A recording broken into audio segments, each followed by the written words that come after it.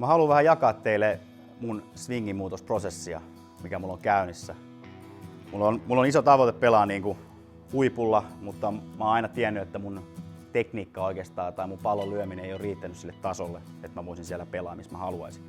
Ja mulla on aikaisemmin ollut liikaa homma kiinni siitä, että onko mulla hyvä rytmi tai miten mä niinku osun jopa siihen palloon. Ja se on johtunut ihan siitä, että mä oon ollut auttamattomasti vaan niinku kropan liikkeistä, niin en ole tehnyt laadukkaita moveja, mikä edistäisi sitä, että se pallonlyöminen olisi helpompaa. Eli on työntynyt palloon päin, minkä takia mun kädet jää tänne selän taakse. Sitten mä oon tavallaan joutunut täältä pysäyttää kierron ja vippaamaan tuon mailan ja kädet tuohon palloon. Ja tarkoittaa silloin, että silloin myöskin tää lapa rupeaa tekemään sellaista niin työntö-vatkausliikettä, eli lapa rupeaa sulkeutumaan. Että tosi aikaisin menee auki ja kiinni tämmöistä liikettä, niin se ei ole hirveän toistettavaa.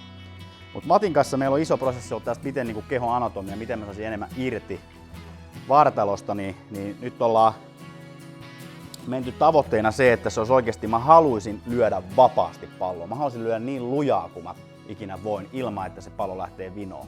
Se tarkoittaa sitä, että meidän pitää kunnioittaa sitä, että mun lapa pysyy tavallaan suorassa tämän osuma-alueen läpi. Että ei ole mitään rullausliikettä tai lapa ei sulkeudu tai aukeudu liian aikaisin. Se taas vaatii mun kropalta aika paljon. Eli meillä on pitänyt ihan purkaa osiin mun backswingi. Backswing on ollut vähän niin kuin aikaisemmin lähtenyt tänne suuntaan, mistä se helposti myös työntyy takaspäin. Niin mun backswing ihan puhtaasti pitää saada sellaisia moveja, että mä oon kehon edessä helpommin ja sellainen virittänyt itteni kulmista taittanut, että mä pystyn myös lähteä kiertämään taaksepäin. Ja kunnioittaa sitä kiertoa sillä tavalla myöskin, että se kierto, kun mä haluan vaan kiertää, että ne kädet tulee tähän eteen, jonka jälkeen mä voin vaan kiertää läpi. Mutta miten se on mahdollista käytännössä? Niin backswingin kierto, niin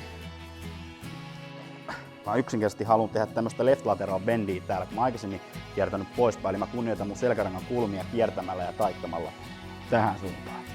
Tämän jälkeen, kun mä oon päässyt tällaiseen asentoon, niin mun tendenssi on ollut lantiosta lähteä työntymään, ja nyt mun tapahtuukin täällä niin kuin lonkan koukistajan seuduilla tietynlaisia moveja, mitkä taas avaa mulle portit kiertymiselle. Ilman näitä pikku lonkakoukista ja left pelvic tilt movea mä en pysty kiertämään, se on aina tähän suuntaan.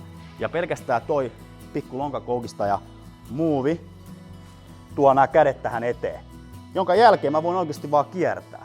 Ja sen jälkeen mulla on myös mahdollista pitää tää lapa vakaana. Ja mitä tää on tuonut mulle? Mulla on niin paljon vapaampi swingata. Mulla on tullut maailmanpäähän valtavasti nopeutta.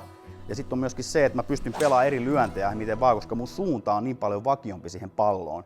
Eli mä en tule aina niin kuin sisältä työntää, vaan mä voin tulla ulkoa sisään tai sisältä ulos ja vapaasti. Ja sitten kun mä tiedän, että mä käsivarsia niin kuin kiertosuuntaa pitämään, että mä tuen sitä lapaa, niin se lapakin tottelee sitä samaa liikettä. Eli helpompaa hallintaa ollut tähän mennessä, mutta ennen kaikkea makeinta on se, että se maailmanpää rupeaa liikkua ja voi lyödä lujaa, jos pallo lentää suoraan.